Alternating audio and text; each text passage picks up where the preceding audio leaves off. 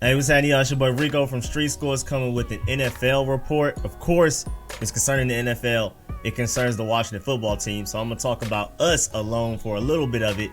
But I mainly am coming to y'all to present a lot of major changes that are going down in the NFL and major confirmations as well, such as the expected salary cap for next season, protocols for fully vaccinated players and personnel, same for non-fully vaccinated players and personnel. Are there going to be full stadiums for this 2021 season? Are there going to be fans at training camps and preseason? And then some confirmations on when roster cuts happen, when there has to be 90 players on a team, when there has to be 85, and when there has to be 80 and then 53.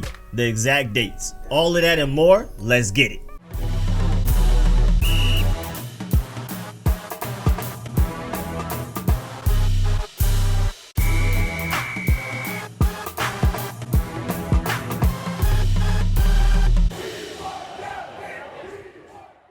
Alright, so first of all, the NFL and NFLPA have agreed to a maximum salary cap of $208.2 million per team for the 2022 season.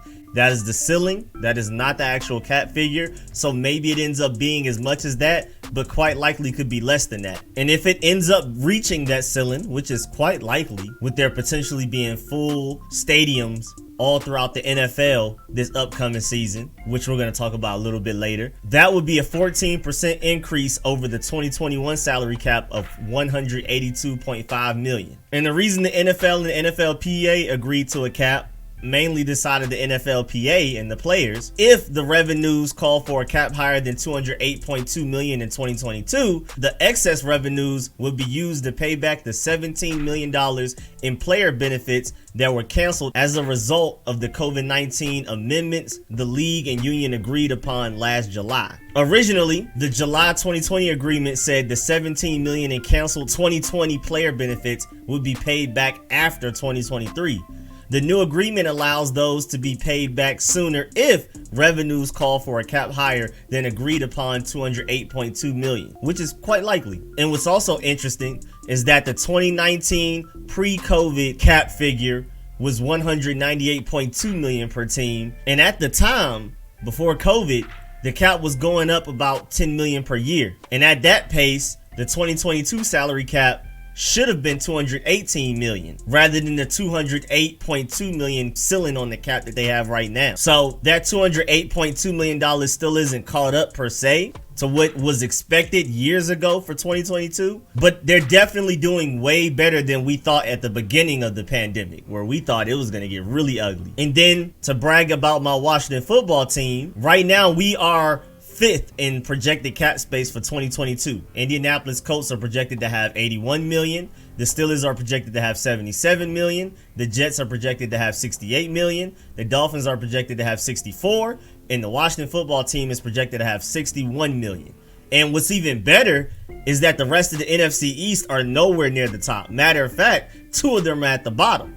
The Packers, as of right now, have the least expected cap space with negative 24.3 million, which could very much help us as far as trying to get Aaron Rodgers. So that's another great one. But then specifically for the NFC East, the Cowboys are projected to be negative 18 million. The Giants are projected to be negative 9.5 million. And then the Rams negative 2.62. And the Browns have the least out of teams that isn't projected to be in the negative with 7 million. So that's great for us. And that's how you know, like, the Morgan Moses release and all of these moves that we've been making hasn't necessarily been for a Jonathan Allen extension, because we have the money for that. I mean, we're all the way up to $60 million.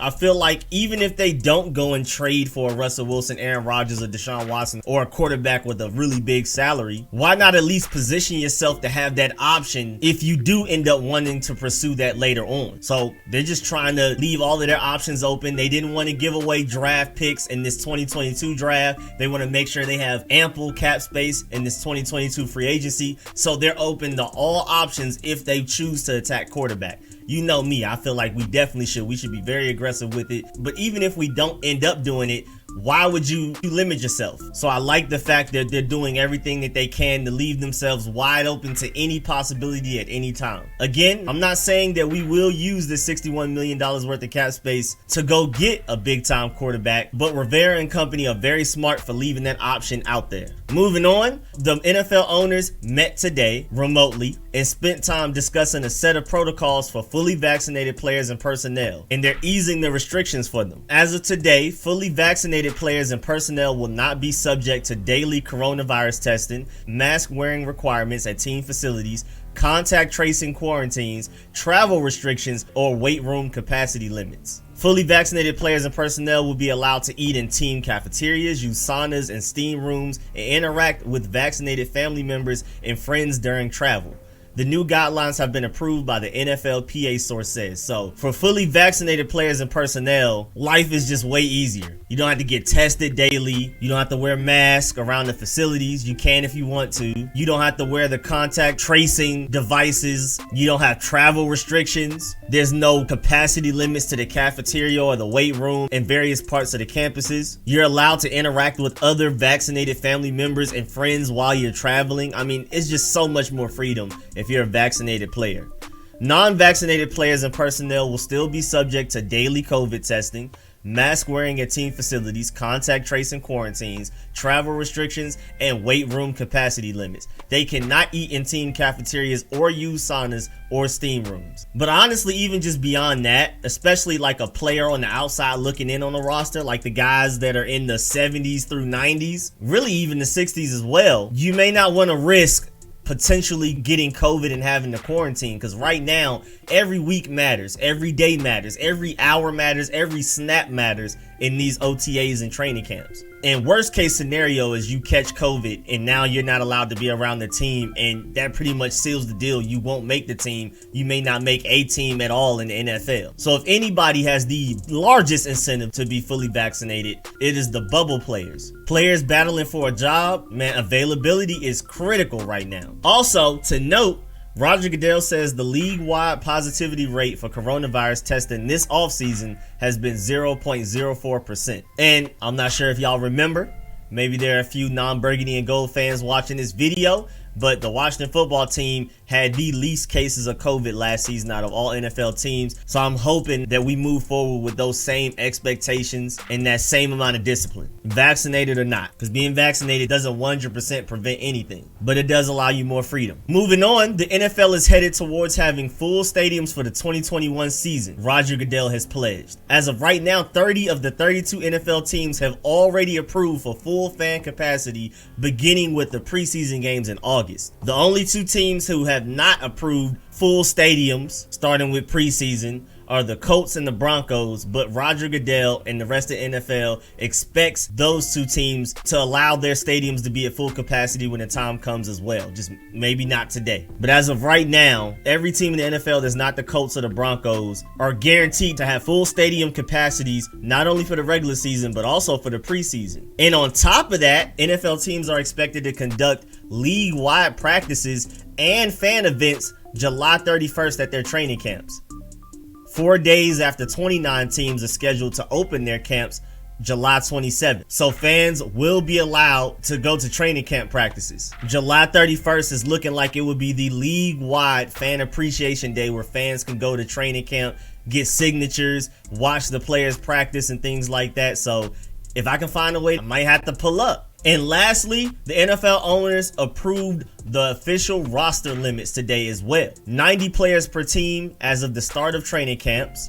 It has to be cut down to 85 by August 17th, cut to 80 by August 24th, and then cut to 53 as of August 31st. And that's really interesting, and it's not just going from 90 to 53, it's going from 90 to 85 to 80 to 53. That's really interesting. And it's always a week. We go from 85 on August 17th, exactly 7 days later, 80 on August 24th, and exactly 7 days later, 53 on August 31st. And remember, there's only 3 preseason games now. We have 17 regular season games, 3 preseason games, a bye week, then the regular season starts, and then everybody has their random bye weeks throughout the regular season. Luckily, my Washington football team's bye week is dead in the middle. Perfect. Because, I mean, just a couple of years ago, we were having week 4 bye weeks, and those were terrible. So I'm glad we got ours in the middle. But yeah, man, that's the end of this NFL report. Please like this video if you liked it. If you learned anything, please subscribe if you haven't. Hit the bell next to the subscription button so you get a notification every time I release